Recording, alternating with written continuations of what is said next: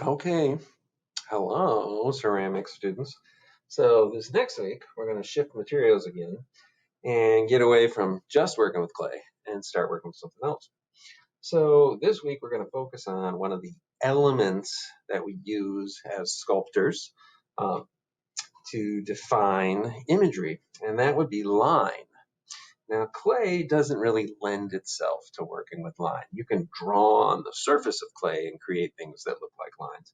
But to actually work with something that physically looks like a line, we have to go to a different material. So what I've got is I've got some wire for you guys. Everybody's going to get 6 feet of wire to work with, this very bendable um, aluminum wire. And we have some other kind of wires that you could work with, and we'll talk about some possibilities in class. But I wanted to show you one way that we could start developing some imagery here today. So I've got 6 feet of wire, and I've got some needle nose pliers. I've got some tape that I just taped an image down on my desk. You're going to get a wood block. That's a piece of 2x4 that you can use as a base for your piece. But you can get creative, and I might do that with this one. So I actually have this stick that I've brought in that I think would be like a cool addition as a base, since my imagery for this one today is going to be a deer. I've also got some Scotch tape, and that's going to help me kind of keep track of things. So what I've done is I've taped my image onto the table, and I printed it 8 by 10, but fairly large. I don't want this to be too small because it's going to be hard for me to get any detail with the wire if I work too small. So try to fill up that page. And then I'm going to think before I begin. Each time I start making a wire, I want to think about where that wire is going to begin and where it's going to end. If you can imagine this block being the base that sits on the table, I want to have enough wire so that I can start in that block. And then I want to go around my image and have that wire also end in the block so that the block actually holds up the wire. So I don't want to end somewhere up in the air by the tail or something like that. I want to keep going around until I get to a point where I'm on there. He's got 4 legs, right? So I could do one wire that goes up and does one leg and the back leg, and then another wire that goes up again and does the other 2 legs. So I think I'm going to try to do this out of 2 pieces of wire. And the way we start is by giving ourselves a little extra. And then what I want to do is I'm going to take my wire and I'm going to kind of carefully tape down that wire as I bend it this way and that way around this deer. So it's like I'm tracing it, and it bends pretty easily, and it holds its bend pretty easily too. But as you can see, as soon as I let go, it kind of shifts. So every once in a while, I got to stop and use another piece of tape to hold it. If I want to make a sharp turn somewhere, then I might have to use these needle nose pliers, and I can hold on to it and bend it using 2 to make quicker changes in directions. Although I find that for the most part, I'm okay just using like my fingertips and my nails, and I can get pretty close and accurate things. So I'm at a point here where, again, I'm going to want to stop and tape and then start making a sharper transition to do some of these antlers. I'm going to skip that antler, come back and do this one. And I'm going to continue going around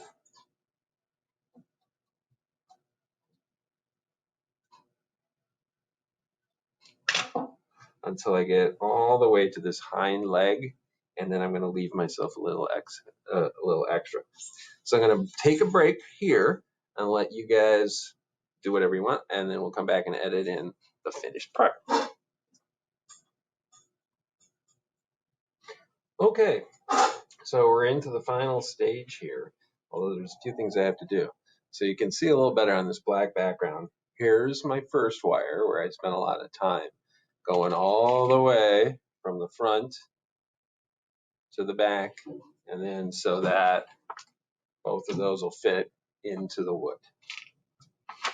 Then here's my second wire, and you can kind of see, looking over here, his head and kind of his front leg, okay? And it goes up, but we'll start in the wood, and it's going to end up high somewhere along his back. And then here's my third and final wire, and it starts somewhere over here, but again, in the wood, all right? This is going to sit on the wood. There's his butt again, and it's going to end again along his back. So now what I have to do is start to line these guys up, and along the back, I want to start to twist this wire around this wire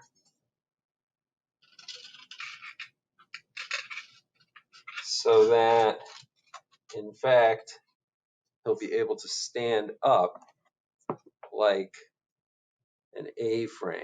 See how he's standing? So I'm going to do that on the front. And I'm going to line this up as well as best I can. And I'm going to twist this guy around. And here's where it's going to get a little challenging for some of you to get these things to twist together. And of course, it's your first wire sculpture, so we're not going to be too critical. But we want to do it elegantly so that, oh shoot, when we look at it, we'll be able to see what we want. And I'm going to snip away some of this excess stuff that we don't want. So I'm just about there.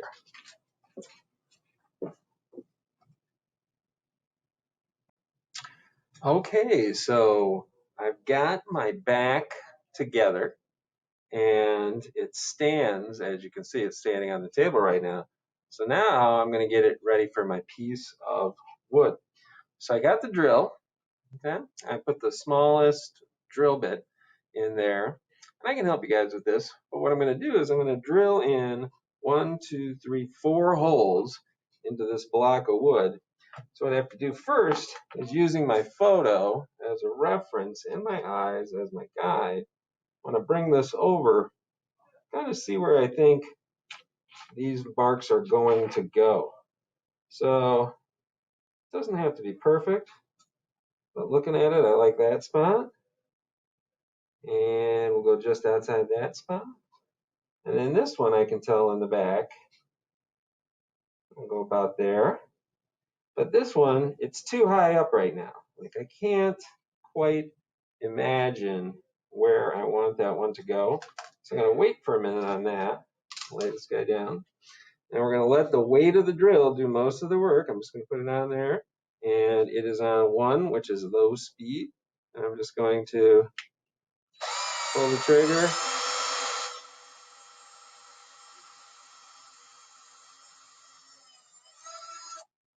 One.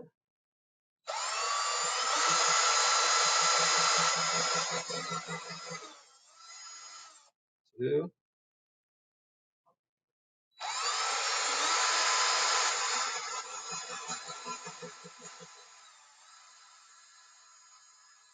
3.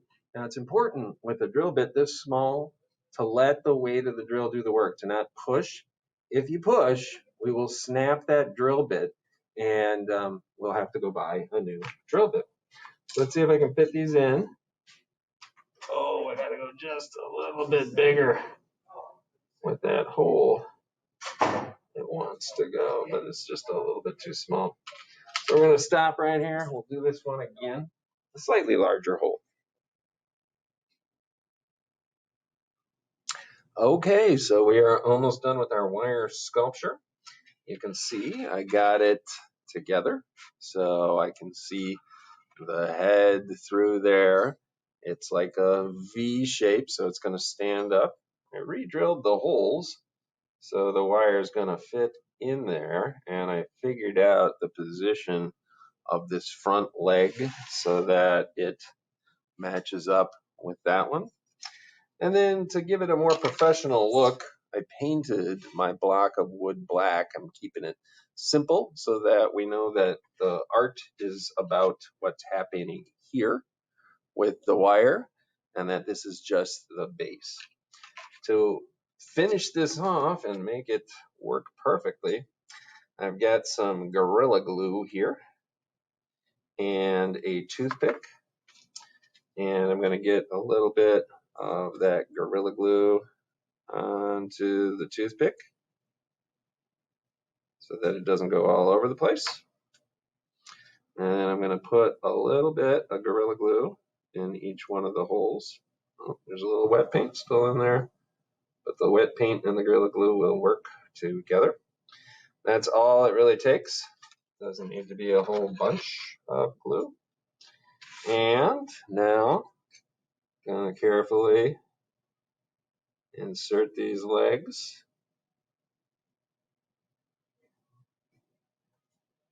So I like the way that it's positioned, and I'm going to let that dry, and that'll be my finished product. But I looked at some images online which gave me some ideas, and having some of the stuff just sitting around in the classroom, I thought, oh, it might be interesting if I included like an object on the base. So I'm either going to like put it in there like that, or maybe like this, like, oh, there's a tree that he's looking out from behind or something like that. So I might get creative with that and nail or glue an extra piece in there to finish it up. So there you have it, wire sculpture in 5 easy steps. Each one of you will get 6 feet of wire, and you can start thinking about what you want to make.